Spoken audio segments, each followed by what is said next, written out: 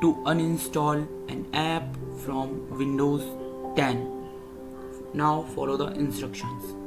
Go to the search bar and search control panel, and then just click on programs and then programs and features. Now this is the list of apps. If you want to uninstall Adobe Reader, then just click it and then simply click on the yes button. By applying this app is completely uninstalled from your Windows. Thank you.